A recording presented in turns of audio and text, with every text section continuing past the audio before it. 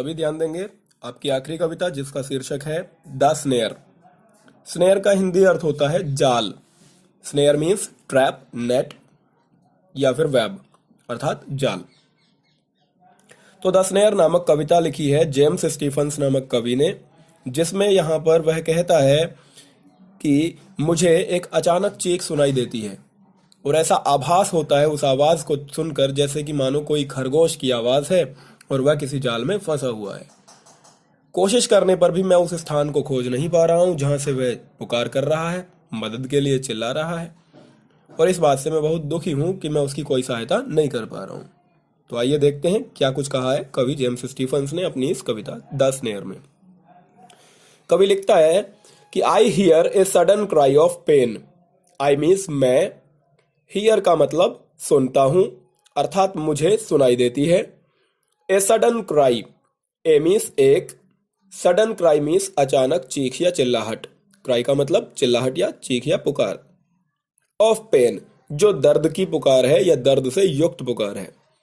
कहने का भाव यह है कि मुझे एक अचानक दर्द भरी चीख सुनाई देती है या मैं एक आकस्मिक चीख सुनता हूं दर्द से भरी हुई, और ऐसा एहसास मुझे होता है उस चीख को सुनने के बाद जैसे कि मानो देयर इज ए रैबिट, कि देयर इज ए रैबिट, वहां क्या है, एक रैबिट है, खरगोश है, जो इन ए स्नेयर, एक जाल में फंसा हुआ है।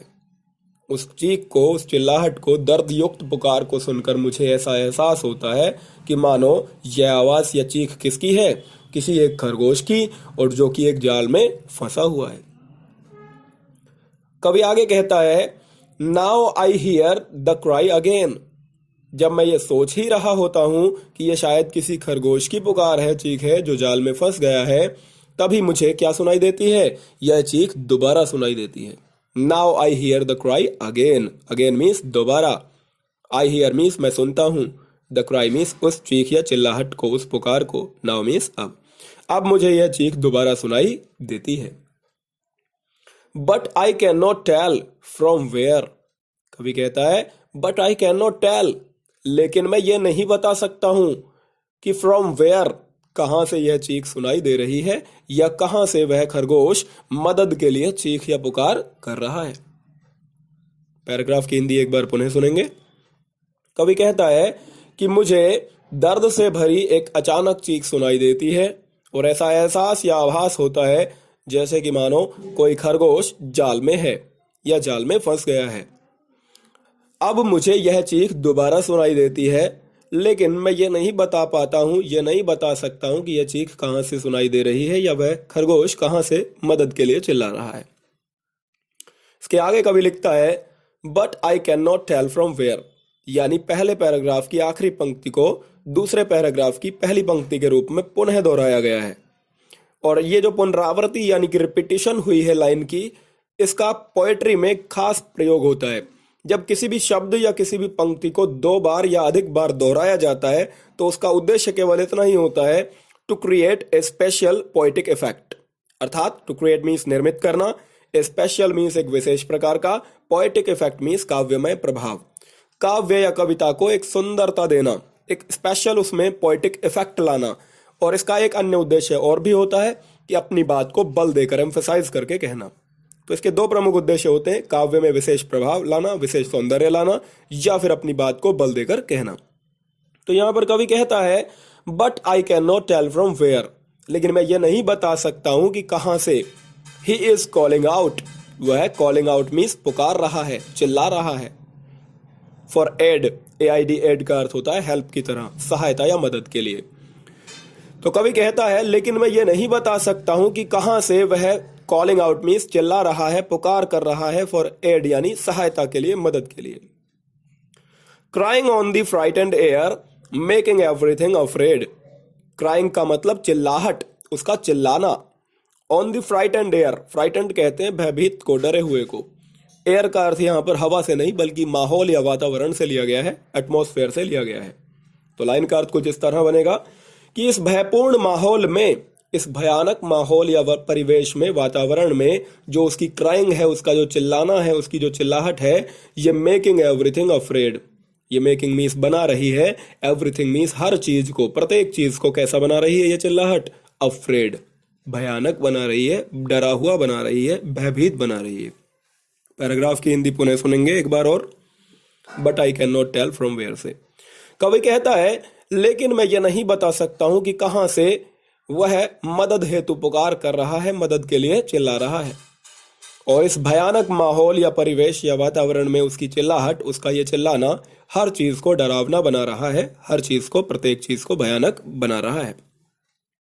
कवि आगे कहता है फिर से इस आखिरी पंक्ति को पुनः दोहराते हुए, मेकिंग एवरीथिंग अफ्रेड, उसका चिल्लाना, उसकी चिल्लाहट हर चीज को कैसा बना रही है, डरा रही है, भयानक बना रही है। wrinkling up his little face as he cries again for aid।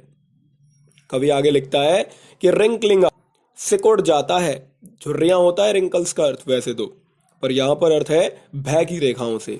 झुर्रियां भी क्या होती हैं, वृद्धावस्था की निशानी होती हैं, वृद्धावस्था या बुढ़ापे का संकेत होती हैं।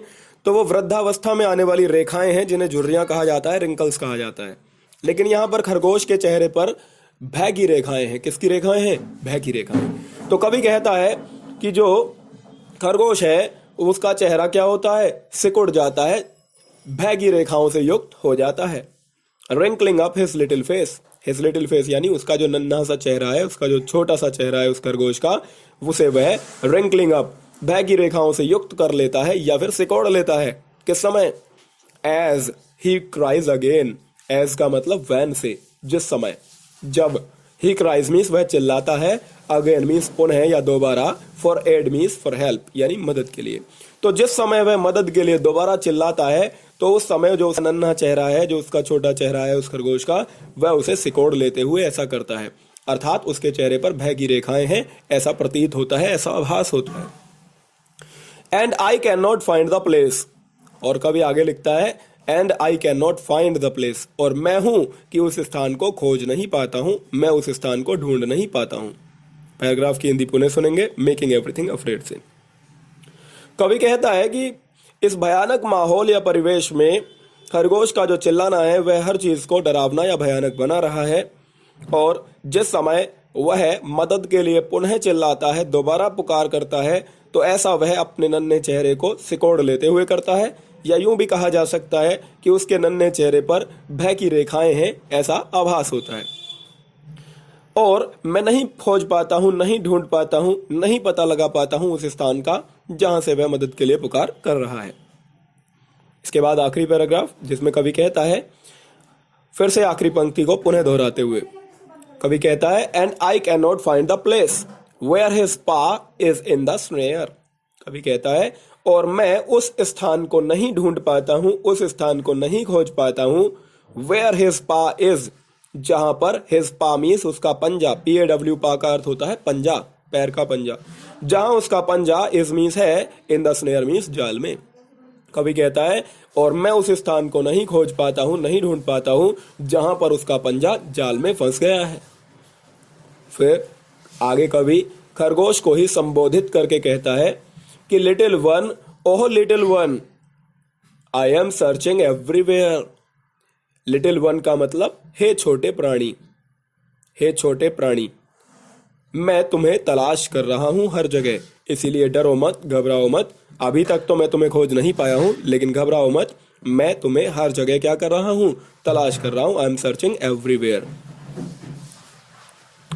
एक बार पुनः सुनेंगे इसी कविता का हिंदी अनुवाद आरंभ से अंत तक, केवल हिंदी।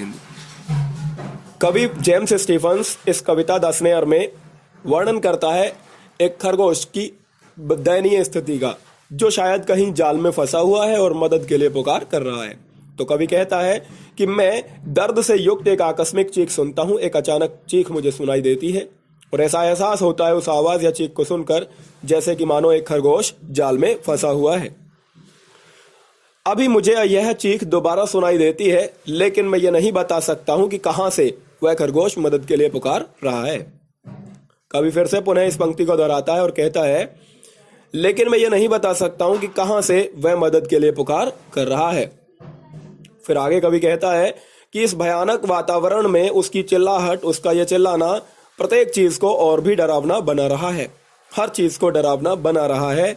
जिस समय वह मदद के लिए पुनः पुकार करता है, चिल्लाता है, तो ऐसा वह अपने नन्हे चेहरे को सिकोड़ लेते हुए करता है, अथवा उसके नन्हे चेहरे पर भय की रेखाएं प्रतीत होती हैं, उनका एहसास होता है।